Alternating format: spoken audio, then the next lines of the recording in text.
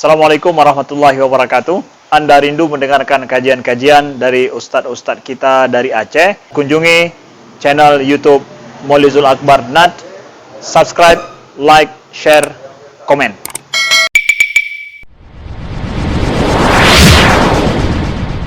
Rasulullah wa ala alihi wa sahbihi wa man tabi'a huda, amma ba'd. Yang saya hormati dan muliakan seluruh jamaah masjid Jami' Lancanggaram, para asatidz, para habaib, para guru, para masyayikh, wabil khusus ketua DKM, para pemuda Gerakan Pemuda Subuh, Ustaz Ali Abdul Al-Hafidh, yang saya hormati juga Bapak Dandim, Bapak Kapolsek, dan Bapak Ibu semuanya yang tidak bisa saya sebutkan satu persatu. Salah satu cita-cita kita di dunia ini adalah mendapatkan ridha Allah Subhanahu wa taala, termasuk keinginan kita agar apa yang kita dapatkan sebagai kepala keluarga di tengah kesibukan kita sebagai seorang profesional, guru, karyawan, petani, dan lainnya ini, agar setiap pendapatan yang kita dapatkan ini berkah buat kita, buat istri, buat anak-anak, buat keluarga kita. Sungguh bukan bagian dari nikmat, justru bagian dari prahara. Saat kita memiliki kekayaan, memiliki aset, pendapatan kita lancar, stabil, keuangan kita sehat, tetapi bukan menjadi berkah buat kita, tetapi menjadi prahara buat kita semuanya. Keluarga menjadi tidak sakinah, anak-anak tidak terdidik, kita sendiri di mata lingkungan halayak kita menjadi tidak baik. Intinya kita ingin pendapatan kita ini berkah buat kita, berkah buat anak-anak, berkah buat keluarga semua. Apa saja sih tips-tips agar pendapatan kita ini berkah? Agar pendapatan kita ini berkah. Yang pertama adalah niat kita agar apa yang kita dapatkan ini untuk memenuhi kebutuhan kita kepada Allah Subhanahu wa taala.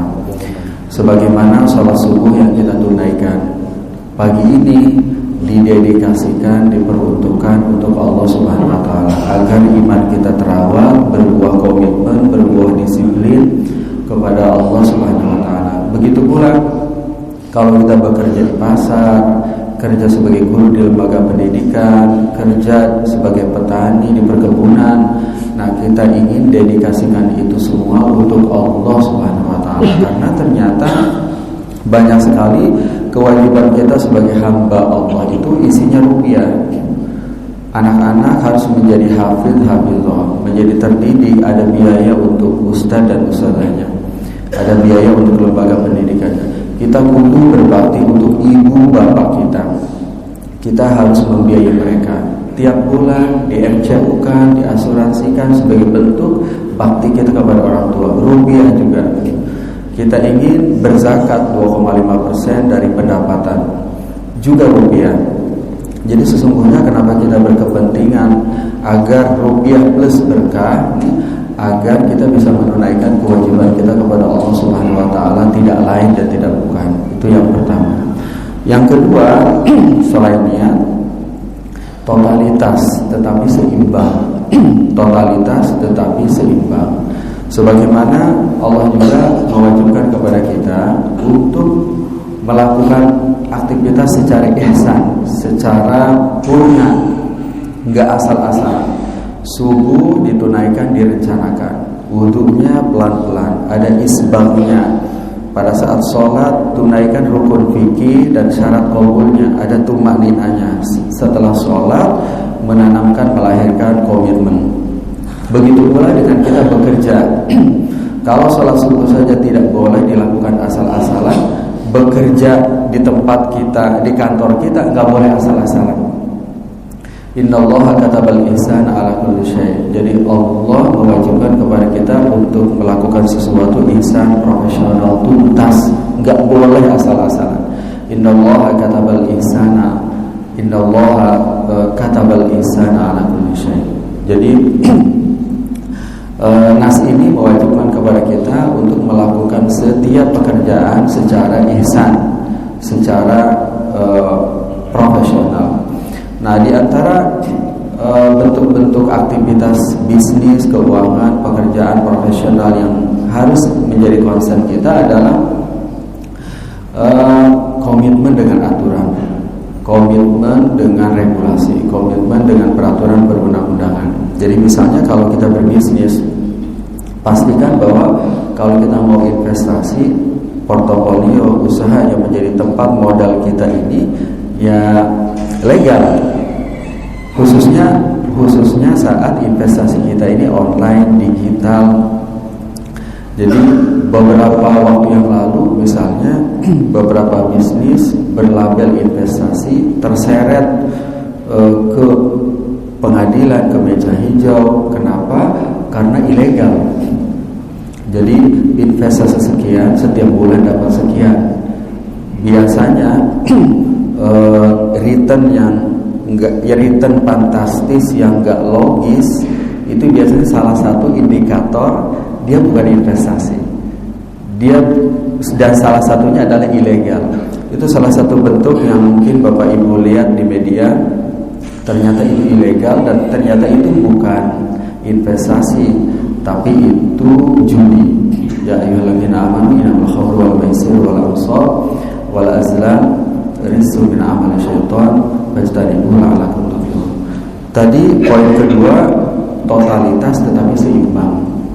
Maksudnya seimbang, kalau kita lagi di kantor, kalau kita di tempat kerja, ihsan dengan pekerjaan kita. Terus kalau kita pulang ke rumah, di depan istri, di depan suami dan anak-anak, saatnya waktu untuk mereka. Kalau kita lagi di komunitas, jadi satgas COVID, jadi lainnya, saatnya waktu kita untuk kontribusi sosial. Semua ada kadarnya, semua ada tempatnya. Itu yang dimaksud dengan seimbang. Yang dimaksud dengan tawazun. Nah, para asatidz Bapak Ibu sekalian, yang ketiga, jadi yang pertama tadi dedikasikan untuk Allah, kemudian yang kedua totalitas. Nah, yang ketiga halal. Jadi pastikan apa yang kita lakukan itu halal. Jadi tempat kita bekerja di mana? Terus kalau kita mengasuransikan kendaraan, rumah, anak-anak, istri, orang tua kita ini pakai asuransi apa? Kalau kita berbelanja, ini di tempat mana? Kalau kita menggunakan transaksi online di e-commerce, platform digital, di mana apa yang kita beli? Nah, karena semua ini menjadi ekosistem.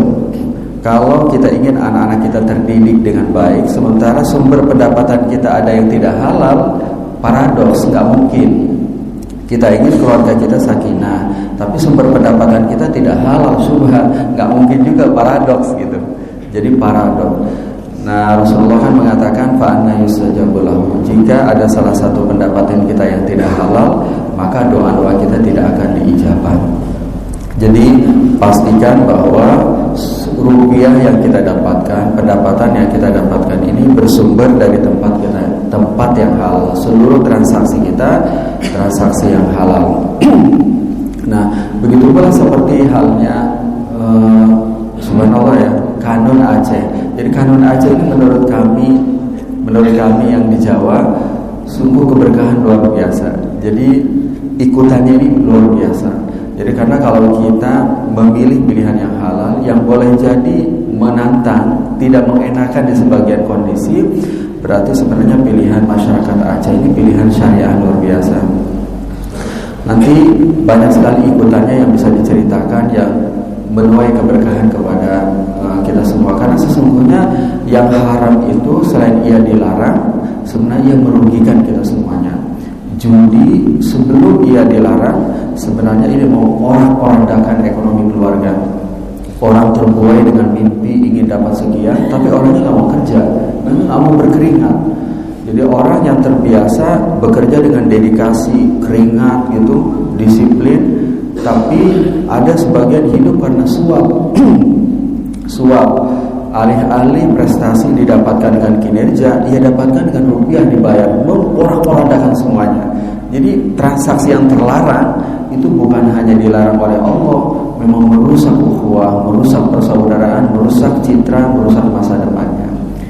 Jadi dedikasi untuk Allah, totalitas tetapi seimbang, halal, dan yang terakhir menunaikan zakat. Jadi berharap dengan kapasitas keuangan setiap kita naik, gaji kita naik, akan netes kepada du'afa yang di sekelilingnya, ngangkat, nyeret, naik, nyeret dia gitu. Jadi kalau ada, kan kalau seorang dokter, akuntan, advokat, guru, bidan dan sejenisnya, itu apabila pendapatan per bulannya itu mencapai 6.530.000, maka ditunaikan zakatnya 2,5%, netes. 2,5% kalau gaji per bulannya itu 6.530.000, itu zakatnya 155.000 rupiah. Berarti netes ke du'afa tuh. Semakin tinggi gajinya, berarti isi 2,5%-nya besar. Jadi kalau tadi seorang profesional, berarti pilihan berzakatnya bisa dua. Pertama tahunan, apabila total pendapatan selama 12 bulan mencapai 80 juta, maka ditunaikan zakatnya 2,5%. Atau kalau memilih bulanan, apabila pendapatan take home pay-nya 6.530.000, 2,5% untuk du'afa atau untuk mustahik zakat. Yang kedua, kalau kita mengelola perusahaan, maka zakatnya tahunan. Apabila pendapatan perusahaannya mencapai minimum 80 juta, ditunaikan 2,5%. After tax juga nggak apa-apa, setelah bayar pajak 2,5%. Sebagaimana hadis Rasulullah SAW, karena yang beruna anu khiyas sodaqah miman wa'idul bayt.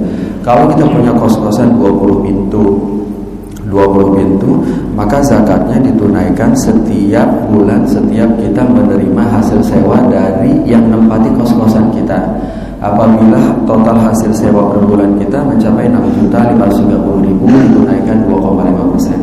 Kalau kita sebagai petani langsung, bukan sebagai pemodal pertanian, petani langsung, maka zakatnya setiap hasil panen. Kalau panennya per 3 bulan, 3 bulan. Kalau panennya per 6 bulan, per 6 bulan. Kan kalau sawah itu biasanya ada jenis padinya, ada yang 3 bulan, ada yang 6 bulan, sesuai dengan panennya. Jadi apabila nilai panennya itu 6.530.000, ditunaikan 5%, karena pada umumnya sawah kita ini dikelola berbiaya.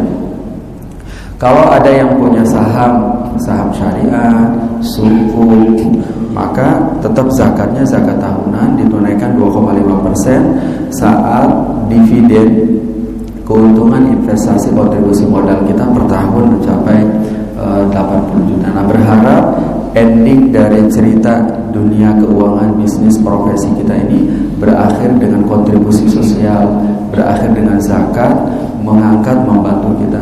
Andaikan 2,5% tadi kita serahkan buat kerabat kita, juga nggak apa-apa. Justru bahkan itu prioritas, sebagaimana hadis Rasulullah SAW bahwa orang yang bersedekah menunaikan zakat untuk kerabatnya memiliki 2 pahala. Yang pertama pahala berzakat, yang kedua pahala bersilaturahim. Pahala bersilaturahim. Berharap dengan zakat ini kita berbuah keberkahan sebagaimana hadis Rasulullah SAW, Allahumma a'ti kulla munfiqin khalafa. Jadi ada 4 hal agar pendapatan kita ini berkah. Yang pertama adalah didedikasikan untuk Allah, untuk kebutuhan yang diridhoi oleh Allah Subhanahu wa taala. Anak-anak terdidik, keluarga sakinah, birrul walidain juga tertunaikan dan lainnya. Yang kedua adalah totalitas tapi seimbang, profesional tetapi pada tempatnya. Yang ketiga adalah halal. Belanja di mana, asuransi di mana, nempatin dananya di mana tempat kita halal dan legal. Halal dan legal.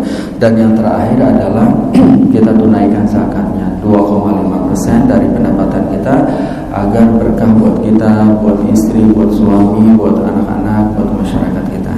Demikian para asatidz, para masyayikh. Assalamualaikum warahmatullahi wabarakatuh.